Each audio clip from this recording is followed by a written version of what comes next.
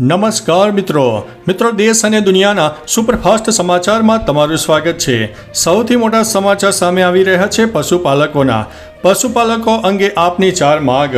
સાબર dairy ખાતે પશુપાલકો સાથે જે અન્યાય થયો છે તે બાબતે આપ દ્વારા વિશેષ માંગ કરવામાં આવી છે, જેમાં આપે પશુપાલકો ઉપર કરવામાં આવેલા ખોટા કેસો પરત લેવામાં આવે, આ ઘર્ષણ માટે આદેશ કોને આપ્યા અને એમાં એક પશુપાલકનું મોત થયું તેની ન્યાયિક તપાસ કરવામાં આવે, પશુપાલકોની ભાવફેરની માંગ મંજૂર કરવામાં આવે તેવી પણ માંગ થઈ છે।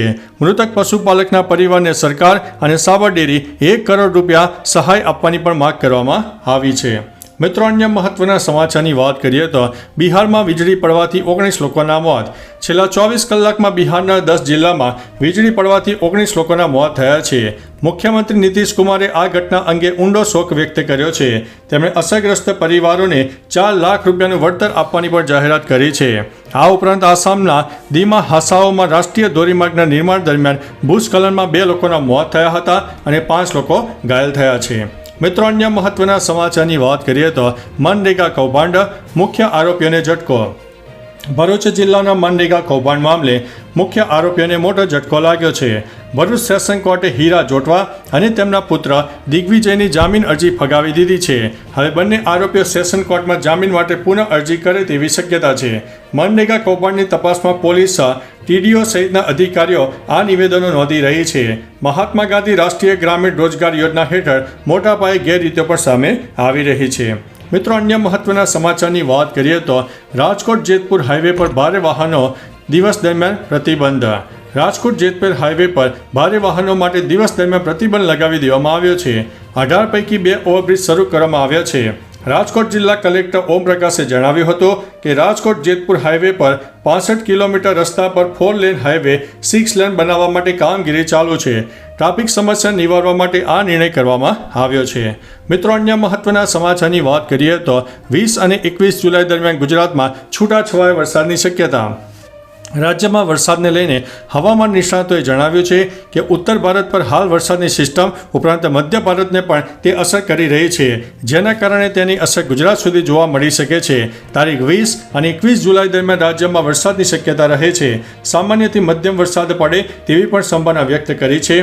ઉત્તર ગુજરાતના ઉત્તરી પટ્ટા અને કચ્છના ઉત્તરી પટ્ટામાં વરસાદ થાય તેવી પણ સંભાવના વ્યક્ત કરવામાં આવી છે। મિત્રો, અન્ય મહત્વના સમાચારની વાત કરીએ તો પાલનપુર રેલવે સ્ટેશન પર શંકાસ્પદ બેગમાંથી હથિયારો મળી આવ્યા છે। પાલનપુર રેલવે સ્ટેશન પર શંકાસ્પદ બેગમાંથી હથિયારો મળી આવવાની ઘટના બની છે। જોધપુર બેંગ્લોર એક્સપ્રેસમાંથી 5 દેશી બંદૂક અને 4 મેગેઝીન જપ્ત કરવામાં આવી છે। રેલવે પોલીસને જાણ થતાં તેમણે તાત્કાલિક કાર્યવાહી કરીને મુદ્દામાલ જપ્ત કર્યો છે। બેગમાંથી મળેલી ટિકિટ પરથી જાણવા મળ્યું છે કે તે ખંડવાથી ભોપાલ સુધીની જનરલ કોચની છે। રેલવે પોલીસે અજાણ્યા શખ્સ વિરુદ્ધ ગુનો નોંધીને વધુ તપાસ હાથ ધરી છે। મિત્રો, અન્ય મહત્વના સમાચારની વાત કરીએ તો અંબાલાલ પટેલની આગાહી। અંબાલાલ પટેલની આગાહી સામે આવી છે। તેમના જણાવ્યા મુજબ જે ભાગોમાં ઈયળ પડે ત્યાં વરસાદ ઓછો થાય। આ જીવાતનું સાયકલ 27 દિવસનું મનાય છે। હાલ જોવા મળતી જીવાત મોટી હોવાથી હવે થોડા દિવસોમાં સાયકલ પૂર્ણ થશે। જીવાતની સાયકલ પૂર્ણ થતાં આગામી 21 જુલાઈ હવામાનમાં પલટો આવશે। 23 જુલાઈથી 27 જુલાઈ સુધી ગુજરાતમાં વધુ એક સિસ્ટમ સક્રિય થઈ જશે। મિત્રો, અન્ય મહત્વના સમાચારની વાત કરીએ તો લાડકી બહેન યોજના અંતર્ગત મફતમાં મકાન મળશે તેમ કહીને છેતરપિંડી। સુરતમાં લાડકી બહેન યોજના અંતર્ગત મફતમાં મકાન મળશે તેમ કહીને 9 લોકો પાસે રૂપિયા 1.55 લાખ રૂપિયા પડાવી લીધા હોય તેવી ઘટના સામે આવી છે। સુરતના બેસ્તાન આવાસમાં રહેતા 9 લોકો સાથે આ છેતરપિંડી થઈ છે। સમગ્ર મામલે ડિંડોલી પોલીસ સ્ટેશનમાં ફરિયાદ નોંધાઈ છે। પોલીસે છેતરપિંડી કરનાર મોહમ્મદ અફઝલ રશીદ અંસારીની શોધખોળ પણ શરૂ કરી છે। મિત્રો, અન્ય મહત્વના સમાચારની વાત કરીએ તો દુનિયામાં ફરી શીત યુદ્ધના ભણકારા। બીજા વિશ્વયુદ્ધ પછી શીત યુદ્ધના અંત બાદ હવે બ્રિક્સ અને પશ્ચિમ દેશો વચ્ચે નવા શીત યુદ્ધના સંકેત મળી રહ્યા છે। બ્રાઝિલ, રશિયા, ભારત, ચીન અને દક્ષિણ આફ્રિકા સહિત 10 દેશોનું બ્રિક્સ સંગઠન વૈશ્વિક અર્થતંત્રમાં 41% હિસ્સો ધરાવે છે। બ્રિક્સના વધતા પ્રભાવથી ચિંતિત નાટોના મહાસચિવ માર્ક રૂટે ભારત, ચીન અને બ્રાઝિલ જેવા બ્રિક્સ સભ્ય દેશોને રશિયા સાથેના વેપાર પર ટેરિફ અને પ્રતિબંધો લાદવાની ધમકી આપી છે। મિત્રો, અન્ય મહત્વના સમાચારની વાત કરીએ તો સીએમ ભૂપેન્દ્રભાઈ પટેલનો મોટો નિર્ણય। રાજ્યના સીએમ ભૂપેન્દ્રભાઈ પટેલે વધુ 11 તાલુકા પંચાયતોને નવા તાલુકા પંચાયત ભવન નિર્માણ માટે મુખ્યમંત્રીની વહીવટી મંજૂરી આપી છે. આ અંતર્ગત ડાંગ, અમદાવાદ, ખેડા, છોટાઉદેપુર, પાટણ, બનાસકાંઠા, ભાવનગર, અમરેલી, ગીર સોમનાથ, મહીસાગર અને રાજકોટ જિલ્લા તાલુકામાં પંચાયતની નવી કચેરીઓ સોલાર રૂફટોપ અને વોટર હાર્વેસ્ટિંગ સ્ટ્રક્ચર સાથે નિર્માણ થશે. 104 તાલુકા પંચાયતમાં ભવનમાં સોલાર રૂફટોપ સુવિધા ઊભી કરાશે. મિત્રો, અન્ય મહત્વના સમાચારની વાત કરીએ તો એમેઝોનમાં વિશ્વની સૌથી મોટી નદી પ્રણાલી જોવા મળી છે. ભૂગોળની દ્રષ્ટિએ એમેઝોન નદી પ્રણાલી વિશ્વની સૌથી મોટી નદીની પ્રણાલી છે, જે પાણીના પ્રવાહની માત્રા અને વિસ્તાર બંનેની દ્રષ્ટિએ સૌથી વિશાળ છે. તે દક્ષિણ અમેરિકામાં વહે છે અને તેમાં હજારો ઉપનદીઓ સામેલ છે. એમેઝોન બેસિન વિશ્વના સૌથી મોટા વર્ષવનોનું ઘર છે, જે પૃથ્વીના વાતાવરણ અને જૈવ વિવિધતા માટે અત્યંત મહત્વપૂર્ણ છે. મિત્રો, અન્ય મહત્વના સમાચારની વાત કરીએ તો ડાંગનું મનમોહક દ્રશ્ય. ડાંગમાં ધોધમાર વરસાદ વરસતા વનરાજીએ લીલી ચાદર ઓઢી છે. ગુજરાતમાં આવેલા મોટાભાગના ધોધ સક્રિય થયા છે.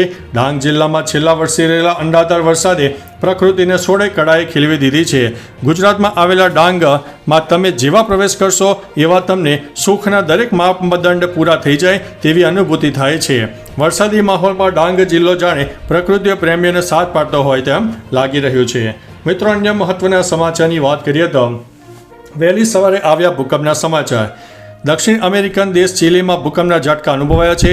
શુક્રવારે ચીલીમાં ભૂકંપની તીવ્રતા જોરદાર રહી હતી, જે 5.7ની માપવામાં આવે છે. આ ભૂકંપનું કેન્દ્ર જમીનમાં 49 મીટર ઊંડે હતું. હાલ તો આ ભૂકંપથી કોઈ જાનહાનિ કે નુકસાનીના સમાચાર સામે આવ્યા નથી. મિત્રો, અન્ય મહત્વના સમાચારની વાત કરીએ તો ડોમિનોઝ પિઝામાં જનારા ધ્યાન આપે. અમદાવાદના ઘાટલોડિયામાં ડોમિનોઝ પિઝા સીલ કરાયો છે. મળતી માહિતી અનુસાર ડોમિનોઝ પિઝા આઉટલેટને અમદાવાદ મ્યુનિસિપલ કોર્પોરેશન દ્વારા સીલ કરવામાં આવ્યું છે, કેમ કે ગ્રાહકોએ સોસની બોટલમાં ફૂગ જોયા હોવાની અને સોસનો ટેસ્ટ બદલાઈ ગયો હોવાની ફરિયાદ કરી હતી. આરોગ્ય વિભાગે તપાસ પણ કરી હતી. તપાસમાં ઘણું બધું સામે આવતા આ કાર્યવાહી હાથ ધરવામાં આવી છે. મિત્રો, અન્ય મહત્વના સમાચારની વાત કરીએ તો સાબર ડેરી દૂધ વિરોધ. દૂધ ઢોળવાના બદલે વિદ્યાર્થીઓને વિતરણ કરવામાં આવ્યું. સાબર ડેરી સામે ચાલી રહેલા પશુપાલકોના આંદોલનમાં અનોખો વિરોધ જોવા મળ્યો. દૂધ ઢોળવાને બદલે હિંમતનગરના હડિયોલ ગામમાં પશુપાલકે 800 લીટર દૂધ ગરમ કરીને ડ્રાયફ્રૂટ ઉમેરીને શાળાના વિદ્યાર્થીઓ અને જરૂરિયાતમંદોને વિતરણ કર્યું. 15 જુલાઈથી દૂધ ભરાવાનું બંધ કરાયા બાદ આ પશુપાલકોએ દૂધનો સદુપયોગ કરીને સંદેશ આપ્યો છે. તો ચાલો મિત્રો, ફરીથી દેશ અને દુનિયાના સુપરફાસ્ટ સમાચાર લઈને મળતા રહીશો. ત્યાં સુધી અમને રજા આપશો. નમસ્તે.